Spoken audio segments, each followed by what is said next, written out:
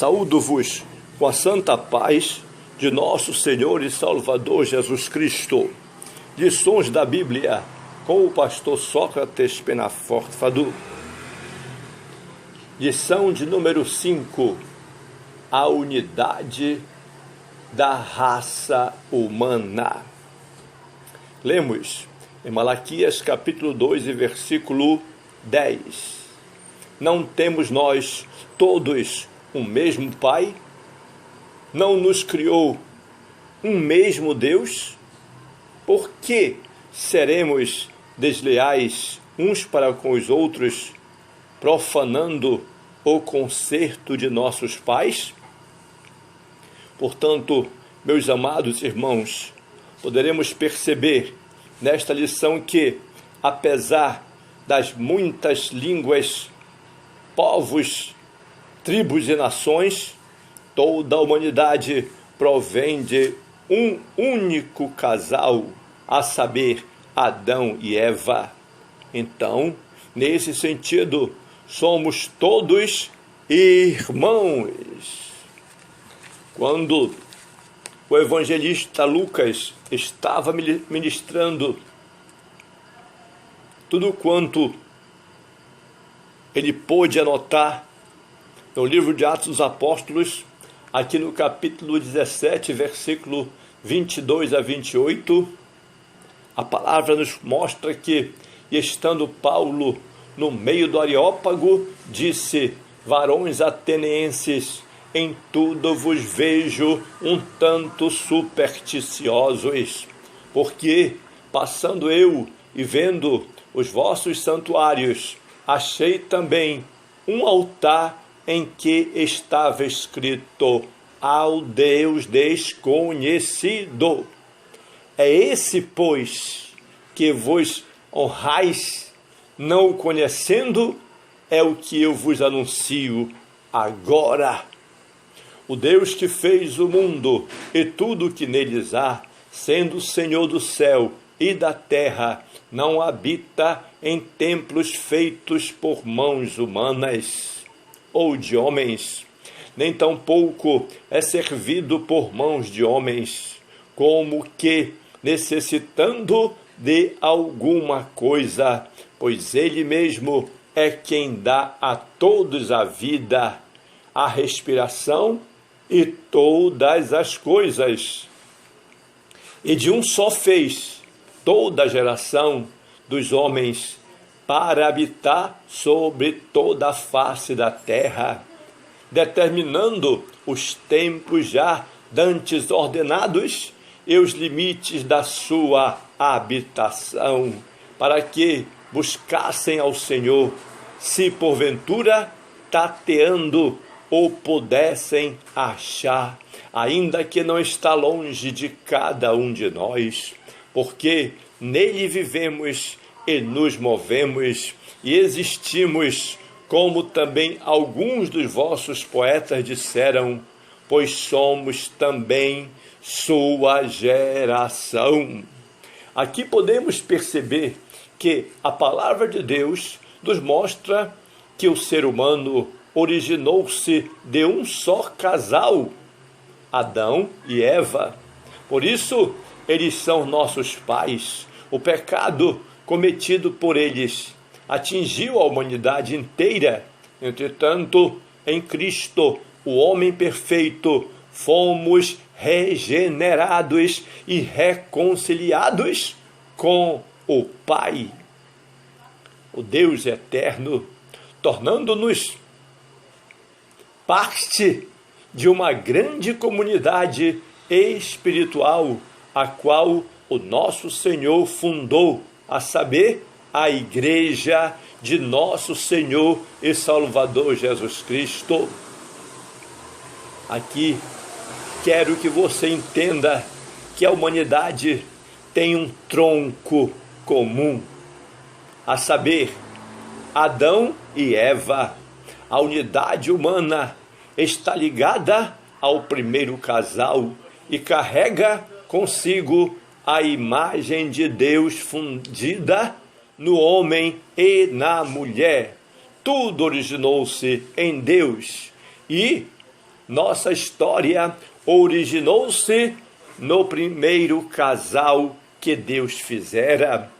Portanto, aprenderemos aqui que a unidade racial, linguística e divina do ser humano é bem clara na palavra de Deus, e constataremos que, apesar da diversidade de línguas, povos e nações, toda a humanidade tem uma única origem. Fomos criados por Deus e provimos de um único casal, Adão e Eva, e no princípio, conforme veremos, todos falávamos um único idioma. Nesse sentido, todos os seres humanos são irmãos. A unidade genética da humanidade traz uma implicação doutrinária muito importante. No primeiro Adão, todos pecamos e fomos destituídos da glória de Deus. Todavia, em nosso Senhor e Salvador Jesus Cristo, o homem perfeito e último Adão, todos, sem exceção, podem ser salvos e reconciliados com Deus. Portanto, concentremo-nos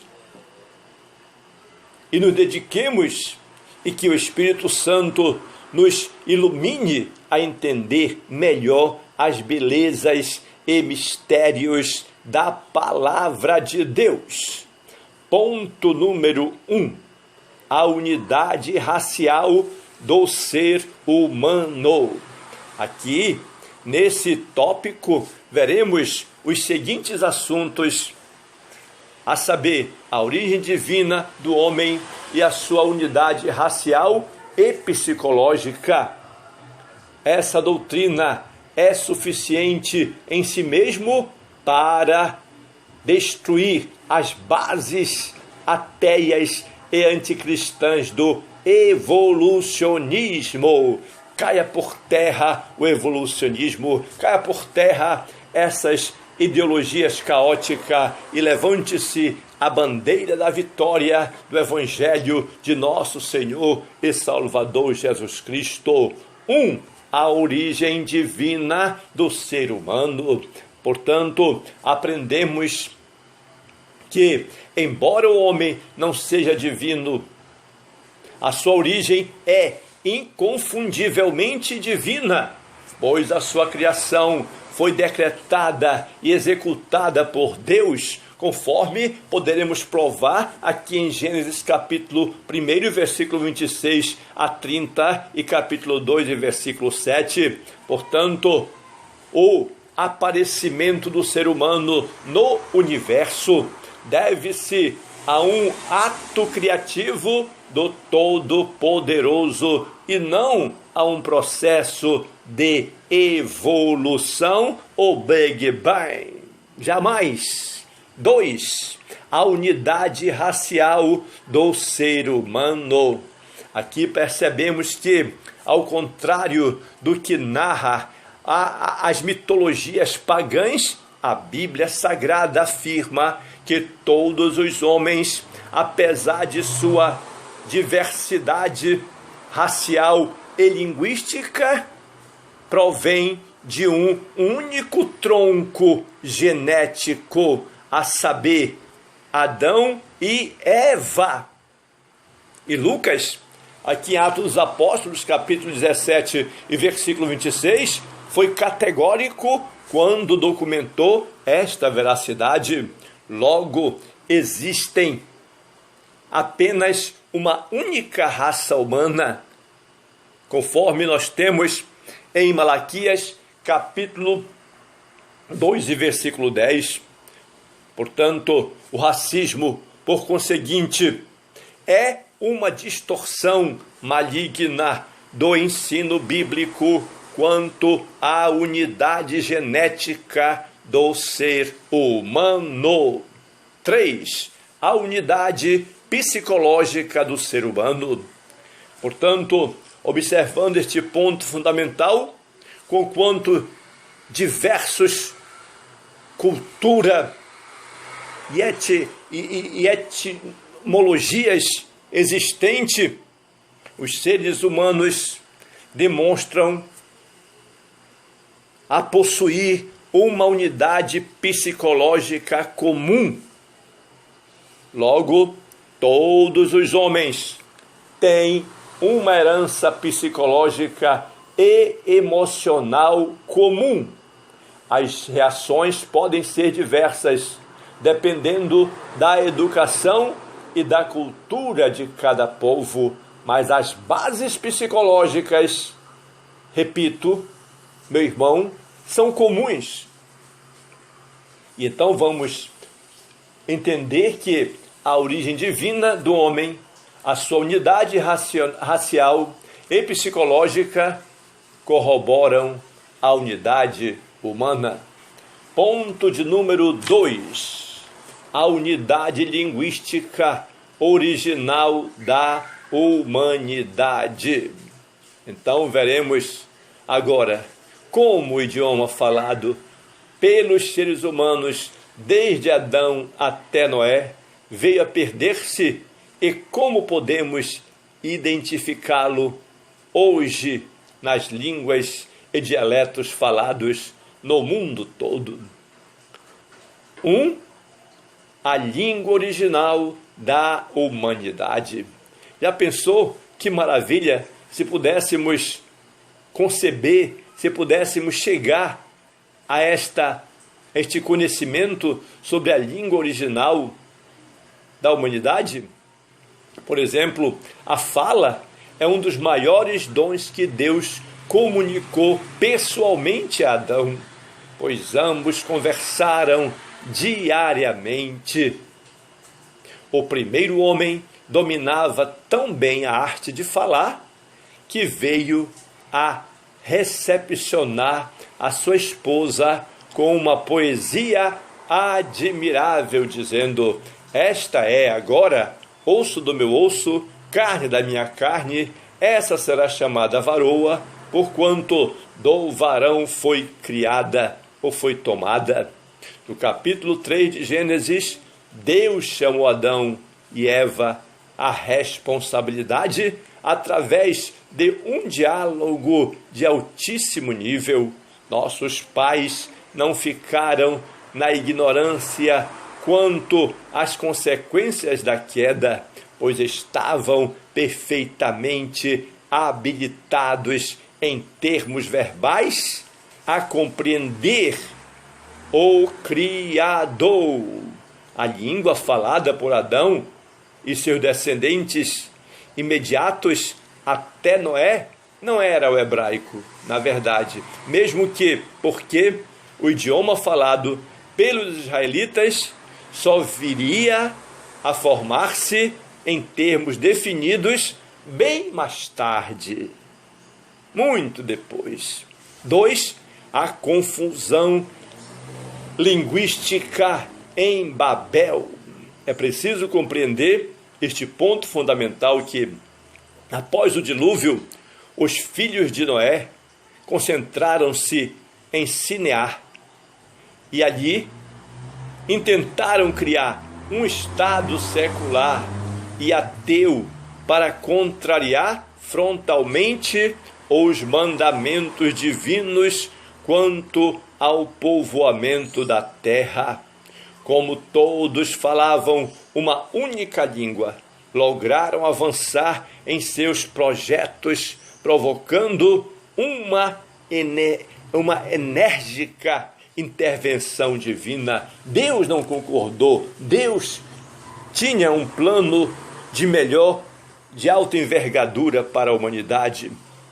Mas o homem quis desobedecer. Então, a fim de que os homens não prosseguissem nesse intento maligno, o Senhor confundiu-lhes a língua e dispersou-os por toda a terra. Essa é a origem das línguas e dialetos existentes hoje no mundo em que vivemos. 3. Inícios da linguagem primitiva. Precisamos entender este fator, porque apesar dos muitos idiomas existentes atualmente no mundo, é possível constatar, através de um estudo histórico e comparativo, que todos eles provieram de um tronco linguístico comum. Mesmo entre os idiomas mais afastados entre si, como o português e o chinês, é possível encontrar um elo, às vezes fácil, que os liga à Torre de Babel. Portanto, houve, na verdade, uma língua primitiva ou primeira, seguida de uma confusão linguística, mas é possível perceber seus indícios nos diversos idiomas presentes. Ponto de número 3. Em Cristo, todos somos um. Muito bem. A unidade humana não se dá apenas em termos raciais e linguísticos, conforme veremos neste tópico agora. Todos os seres humanos acham-se ligados em Adão quanto ao pecado e também quanto à redenção, ou à promessa de redenção. O pecado universal de Adão. Adão deu esse fora.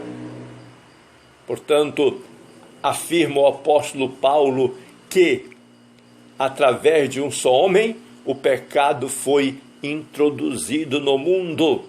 E conquanto o pecado de Adão fosse particular, suas consequências foram universais, porque ele é o pai e o representante de todos os seres humanos. Eis porque todos pecaram e foram destituídos da glória de Deus. Todos os seres humanos acham-se ligados entre si pela transgressão de Adão e Eva, nossos primeiros pais. 2. As consequências universais do pecado de Adão. Essa consequência imediata do pecado de Adão foi a sua morte espiritual, a queda de sua perfeita comunhão com Deus.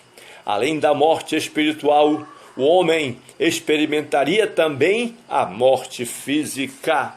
Haja visto o caso do próprio Adão.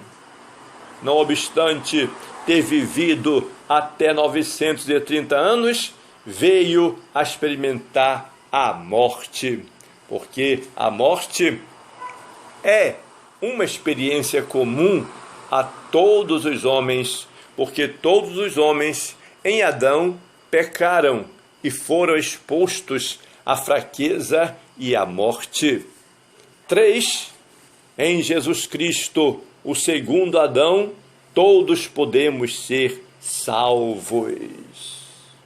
Aqui percebemos que as consequências do pecado de Adão foram desfeitas em nosso Senhor e Salvador Jesus Cristo, que na Epístola de Paulo aos Romanos é identificado como o último Adão. Através de sua morte, o Senhor Jesus Cristo venceu a morte, resgatando-nos completamente do pecado. Fomos libertos do pecado. Hoje, por conseguinte, o nosso elo com todas as famílias de Adão não se dá apenas em termos genéticos ou linguísticos, mas de igual modo pela morte e ressurreição de nosso Senhor e Salvador Jesus Cristo. Nele, os que receberam a fé continuam uma única família constituída na graça e no amor do Senhor, a família dos santos. Logo, todos os seres humanos acham-se ligados em Adão quanto ao pecado e também quanto à redenção por meio de Cristo. Aqui, meus irmãos, ficamos bem claro que podemos entender que todos os povos da terra, apesar de sua diversidade étnica, cultural e linguística, formam uma única família, porquanto todos viemos de Adão e Eva. Por esse motivo, o verdadeiro cristão não aceita ideologias racistas. Afinal, como vimos, existe apenas uma raça. Nesse sentido, todos os homens são irmãos. Em Jesus Cristo, nossa comunhão uns com os outros torna-se ainda mais forte. Na igreja, todos somos um, formando um só corpo. Portanto, que Deus nos abençoe e nos guarde para sempre. Jesus Cristo é o único Salvador do mundo. Saúdo-vos com a santa paz.